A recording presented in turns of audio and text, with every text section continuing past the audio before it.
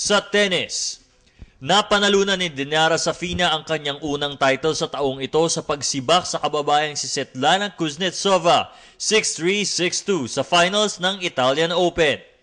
Inupset ni Lucas Kubot si second seed Ivo Karlovic 7-6, 6-2 upang pumasok sa finals ng Serbia Open kung saan makakaharap niya si Novak Djokovic. Naging finalist si Djokovic matapos igupo si Andreas Seppi 4-6, 6-1, 6-2. Sa basketball, umalis na kagabi pa Indonesia ang RP team ni Coach Raiko Toroman para sa FIBA Asian Championship Cup na magsisimula bukas.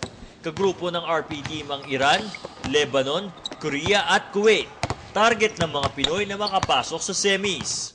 Sa boxing, top contender ng WBC si pound for pound king Manny Pacquiao sa bakanteng korona ng super lightweight. Si Timothy Bradley ang dating hari ng WBC sa 140 pounds ngunit umakyat si Bradley at kampiyon ngayon sa WBO light welterweight. Ang champion ngayon sa WBA ay si Andreas Kotelnik, samantalang sa IBF ay si Juan Urango. Sa NBA, walang makakapigil kay LeBron James at sa Cavs sa paglampaso sa Atlanta Hawks. Sumikwat ng 47 points si James at pinasura ng Cleveland ang Atlanta 97-82 upang itarak ang 3-0 kalamangan sa serye. Isang panalo na lang ang kailangan ng Cavaliers upang pumasok sa Eastern Conference Finals. Isang 3-pointer ang pinakawala ni Carmelo Anthony ang nagbigay ng 3-0 abante sa Denver Nuggets kontra sa playoff series nito sa Dallas Mavericks.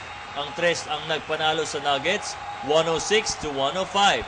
Ryan Ramos para sa UNTV News Worldwide at ito ang balita.